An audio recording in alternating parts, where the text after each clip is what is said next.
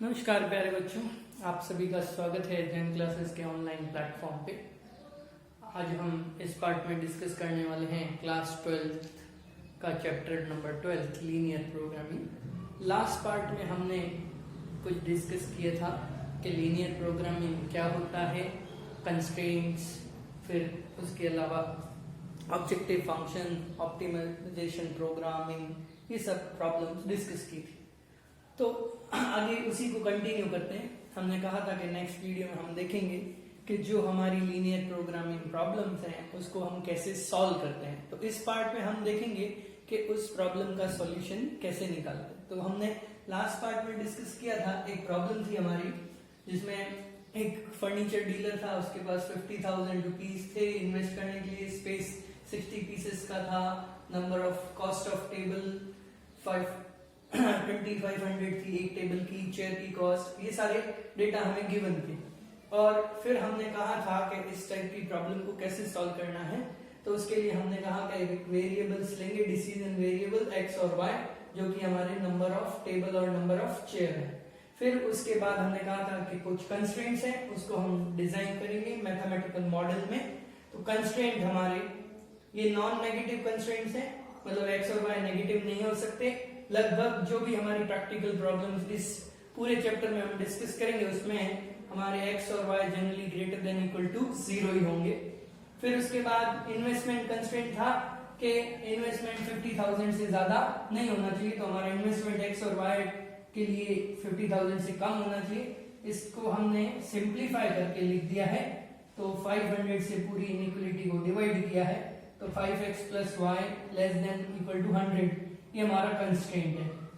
फिर storage constraint था कि x टेबल और y टेबल टोटल मिला के 60 से कम होनी चाहिए। तो ये 1, 2, 3 और ये 4 हमारे कंस्ट्रेंट्स हैं। फिर हमने कहा ऑब्जेक्टिव फंक्शन z, जो कि हमारा प्रॉफिट होगा, जो कि हमें मैक्सिमाइज करना है इस ऑप्टिमाइजेशन प्रॉब्लम में, तो उसकी वैल्यू होगी 250x प्लस 75y। तो यहां तक हमने पिछली क्लास पार्ट में देखा था। अब आगे इस टाइप की प्रॉब्लम्स को सॉल्व करने के लिए, लीनियर प्रोग्रामिंग प्रॉब्लम को सॉल्व करने के लिए जो हम मेथड यूज करते हैं वो है ग्राफिकल मेथड। तो आइए देखें कि ग्राफिकल मेथड में क्या होता है। तो क्लास 11th में हमने पढ़ा है कि कैसे हम इन लीनियर इनइक्वालिटीज का ग्राफिकल पोर्शन फाइंड करते हैं। तो मैंने वो फाइंड कर रखा है, linear inequalities x greater than equal to 0, y greater than equal to 0, 5x plus y less than 100 and x plus y less than 60। तो इनको हमने प्लॉट किया है और उसका एक कॉमन रीजन शेड कर दिया है। तो यहाँ पर देखें तो x greater then 0, y greater then 0 हमें ये बताता है कि फर्स्ट क्वाड्रेंट होगा। फिर 5x plus Y less than 100 के लिए हमने पहले 5x plus Y equal to 100 वाली एक लाइन बनाई, जो कि 20,0 और 0,100 से पास होगी, तो ये वो लाइन है। ठीक इसी प्रकार x plus Y less than 60 के लिए भी लाइन बनाई, जो 60,0 और 0,60 से पास होगी। अब इन चारों इनइक्वालिटी का जो कॉमन सॉल्यूशन है वो ये OABC क्वाड्रिलेटरल आएगा। ये आपने 11th क्लास में भी पढ़ा है और कैसे निकालते हैं ये आपको पता है। अब तो सबसे पहले हमें इन कंस्ट्रेंट से कॉमन रीजन निकालना है जो इन चारों कंस्ट्रेंट्स को सेटिस्फाई करता हो। उस कॉमन रीजन को हम यहां पर फिजिबल रीजन या फिजिबल सॉल्यूशन कहते हैं। अब फिजिबल रीजन या फिजिबल सॉल्यूशन का मतलब क्या है कि इस रीजन में जितने भी पॉइंट हैं, इस रीजन में जितने भी पॉइंट हैं वो इन कंस्ट्रेंट्स को सेटिस्फाई करते हैं और उसके अकॉर्डिंग इन सभी पॉइंट पर हमें कुछ ना कुछ प्रॉफिट मिलेगा। बट हमारा टारगेट है कि उनमें से मैक्सिमम प्रॉफिट कौन सा है। ये सभी इन कंस्ट्रेंट्स को सेटिस्फाई करेंगे और सभी के लिए कुछ ना कुछ प्रॉफिट की वैल्यू आएगी। बट मुझे तो चाहिए कि मैक्सिमम प्रॉफिट क्या होगा, कैसे निकालेंगे वो। तो उसके लिए एक थ्योरम है, वो क्या कहती है थ्योरम कि अगर फिजिबल रीजन है हमारा तो जो मैक्सिमम वैल्यू या ऑप्टिमाइजेशन प्रॉब्लम में जो मैक्सिमम या मिनिमम वैल्यू है वो जो है इन कॉर्नर पॉइंट्स, जो ये कॉर्नर पॉइंट्स मिल रहे हैं हमें, जो हमारा फिजिबल रीजन आ रहा है उसके कॉर्नर पॉइंट्स जो हैं उन पर इस की जेड की मैक्सिमम वैल्यू या फिर अगर क्वेश्चन हो मिनिमम वैल्यू तो वो इन कॉर्नर पॉइंट्स पर ही लाई करेगी, इसके बाहर नहीं होगी, इन पर नहीं होगी, कॉर्नर पॉइंट्स पर ही होगी। तो अगर ये बाउंडेड रीजन है, बाउंडेड का मतलब एक कंप्लीट पॉलीगन बन रहा है, तो कंप्लीट पॉलीगन बन रहा है तो उसके अंदर जो हमारा सॉल्यूशन मैक्सिमम वैल्यू आएगी वो इन कॉर्नर पॉइंट्स पर आएगी। तो अब इन कॉर्नर पॉइंट्स पर ही हमें सिर्फ वैल्यूज निकालनी है और उन कॉर्नर पॉइंट्स की वैल्यू पर हमें z की वैल्यू चेक करनी है। उन z की वैल्यू में से जो मैक्सिमम वैल्यू है वही हमारी मैक्सिमम प्रॉफिट होगा और वो x और y की वैल्यू हमारी नंबर ऑफ टेबल और नंबर ऑफ चेयर हम परचेज करेंगे जिसके करस्पॉन्डिंग हमें मैक्सिमम प्रॉफिट मिलेगा।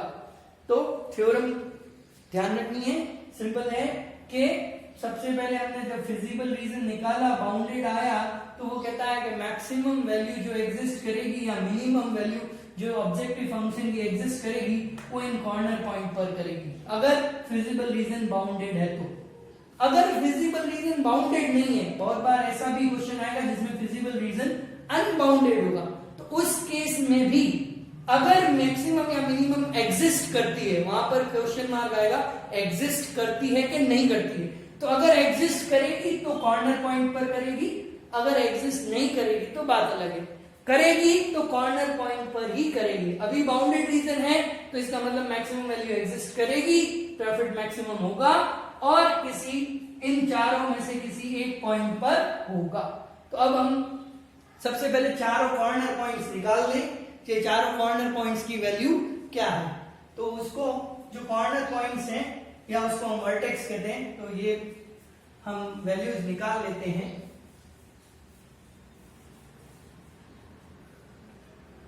तो vertex of feasible region,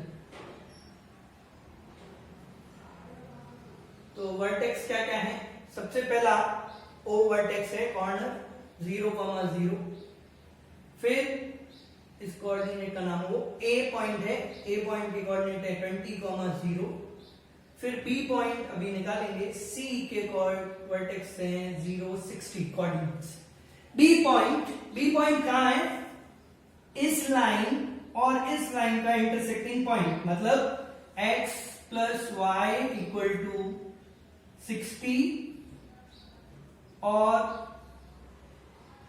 5x plus Y equal to 100, इन दोनों का इंटरसेक्टिंग पॉइंट। तो इंटरसेक्टिंग पॉइंट हम निकाल सकते हैं, तो इंटरसेक्टिंग पॉइंट निकालेंगे, दोनों को माइनस करेंगे, तो 4x इक्वल टू 40, तो x की वैल्यू 10 और y की वैल्यू 50। तो बी के कोऑर्डिनेट 10,50, ये हमारे चारों कॉर्नर पॉइंट्स आ गए। अब चारों कॉर्नर पॉइंट आ गए, इन चारों कॉर्नर पॉइंट्स पर z की वैल्यू 0 पर, तो 0 0 इसमें पुट कर दीजिए, तो 0 आया। 20 पुट किया तो 5000 आया, और 0,60 पुट किया, 0,60 पुट करेंगे तो कितना आया? पिछली बार में हमने किया था 4500, 0,60 पर, और 10 और 50 पुट करेंगे तो 10 50 2500 आएगा इधर, 25 और 100 मिलकर 6250 बन जाएगा। कितना बना? 6250। तो अब इनमें से देखें तो मैक्सिमम वैल्यू कहां पर है? पॉइंट बी पर मैक्सिमम वैल्यू है, और वैल्यू कितनी है? 6250, कोऑर्डिनेट 10,50, मतलब क्या?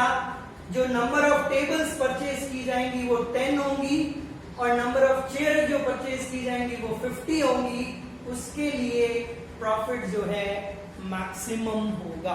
तो आप देख सकते हैं कि इस मेथड से हमने वो सॉल्यूशन निकाल दिया जिसके लिए प्रॉफिट मैक्सिमम होगा। अगर आप अटेम्प्ट ट्रायल से जाते तो बहुत मुश्किल पड़ता है, ये सारे पॉइंट्स चेक करने पड़ते, पता नहीं किस पॉइंट पे मैक्सिमम होगा, क्या और भी पॉइंट एग्जिस्ट कर सकता है। तो इसलिए हम ग्राफिकल मेथड की हेल्प से जो है मैक्सिमम या मिनिमम जो भी वैल्यू है, ऑप्टिमम वैल्यू, वो निकाल सकते हैं। तो ये एक प्रॉब्लम हुई। आने वाले पार्ट्स में हम और डिफरेंट टाइप की प्रॉब्लम्स डिस्कस करेंगे। ये एक टाइप की प्रॉब्लम है, ऐसे ही बहुत सारी अलग अलग टाइप की प्रॉब्लम्स हैं